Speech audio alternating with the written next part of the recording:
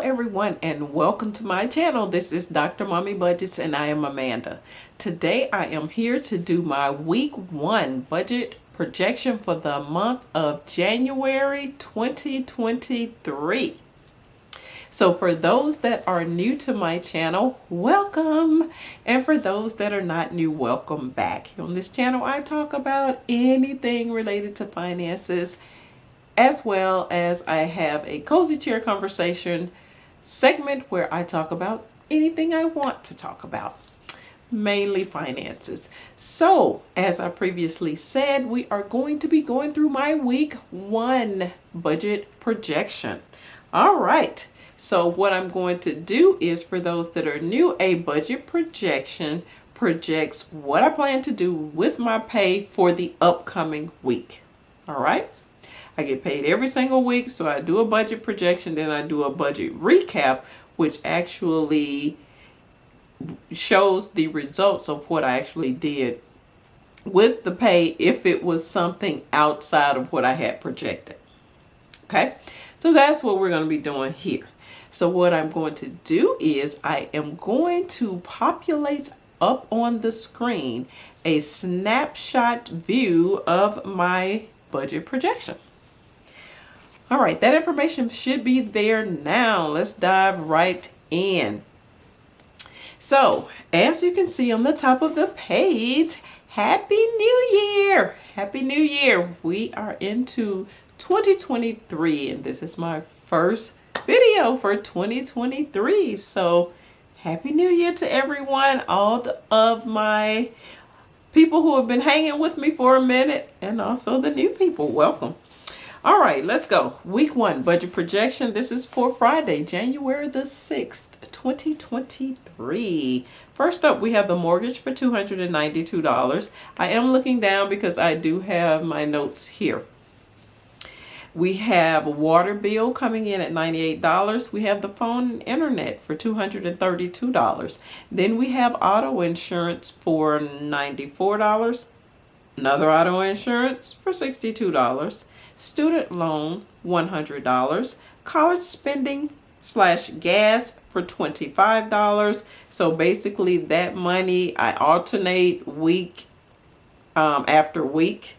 Some weeks I will give that money to one of my children for gas. The other time I will give it to the others for college spending. So it just alternates there. Then we have debt monies for $293. You see in parentheses there it says tuition, because that is where I will be putting my extra money this week. I will dump it over into the tuition account because I do have 2 children in college. Next we have household expenses for $148, followed by college spending. Yes, it looks like a lot of college stuff going on these projections, which is right. So this is where the bulk of my money is going outside of debt. All right. So college spending, $46. That's just money that it automatically goes into their account every week. I don't even think about it. It just goes there.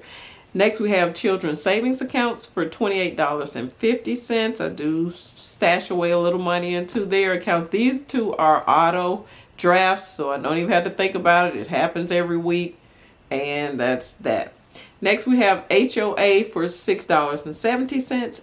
Then I'm now doing a minor Roth IRA, which is also an auto draft from this account, and to a Roth IRA for my youngest.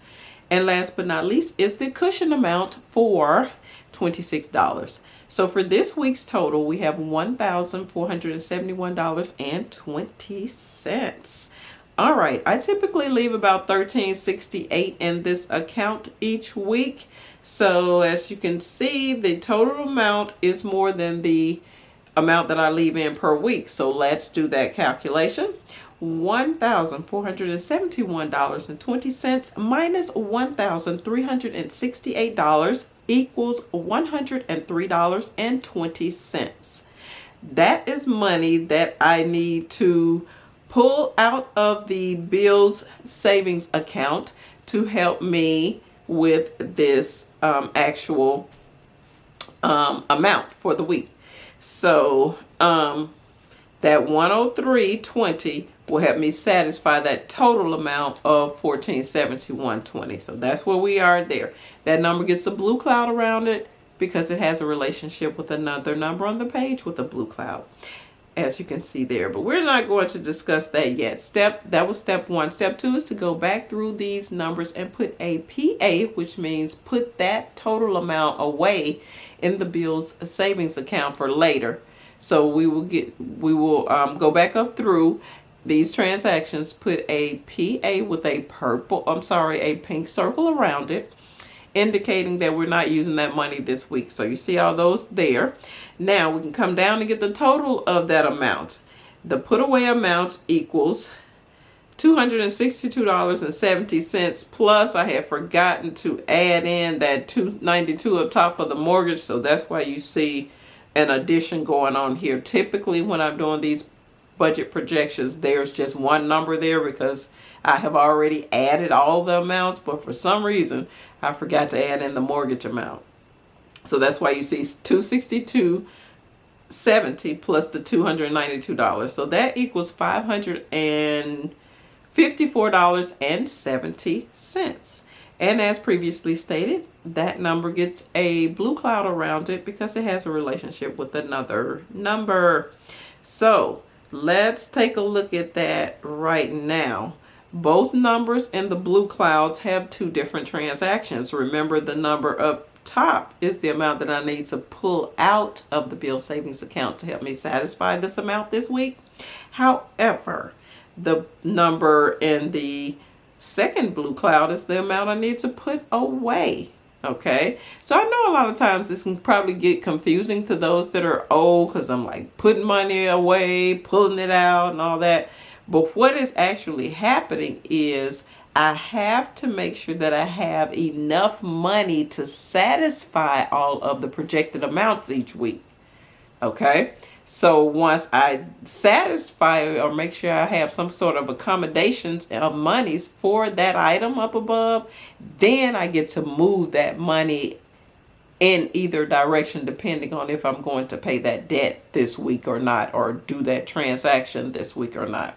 So that's why it looks like, okay, well, she just said up top that she was not going to use that money this week, but then she gets down here to the second step and she says things like, okay, well, she needs to put that away. So that's what's happening. You have to make sure that you accommodate for all of your expenses first. That's the main thing.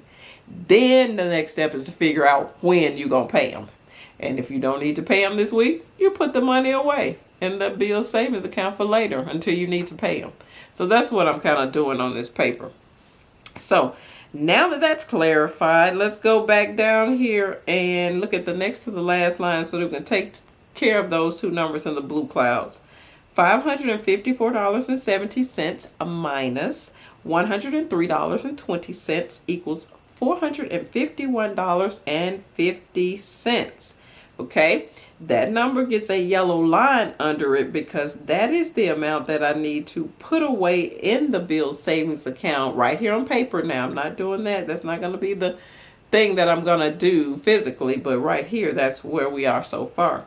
So that $451.50 is what I need to put away in the bill's savings account right here on the paper. Now, that number has a yellow line up under it, and also there's another number up top that has a yellow line. So let's go back and pay attention to that line. That's the line with the water bill. The water bill total was actually $101, but that was with some fees because I decided to go on and pay the bill directly through the water bill website, and they do some kind of $250 not 250 whoa $2.50 transaction fee. So that made it, you know, be 101 this week. So it would have been pretty much right on target with the 98 that I project. But since I'm paying it through the site this week, and I'm doing that so that I won't incur late fees because I did not set it up in time in my web bill pay in my checking account to have, you know, the bank actually just send the money to the water company for me. Didn't set it up in time, so I don't want to incur such a larger fee because this is a $2.50 fee. to do it on their website. However, if the bill had to come to them late, I think it was like a $10 fee, for late fee or something. So I would rather just take the $2.50 hit with fees. So that's that. So let's deal with that transaction there. So $101 minus $98, remember the $98 is the amount that I projected, equals $3. So that's the other number I was talking about with the yellow line underneath. I need to pull that amount out of the bill savings account because remember, I only projected $98, but the total ended up being 101. So that's how we get there. So now let's look at the two numbers with the yellow lines under it so we can wrap this puppy up. All right, let's go to the very last line. $451.50 minus the $3 equals $448.50. That number gets a full yellow box around it because that is actually what I will be doing with monies from my operational account this week. I will need to move $448.50 to the bill savings account so that I can pay those debts later. Okay, that's really what I have going on for this video. And as I stated earlier, Happy New Year. We are back in business.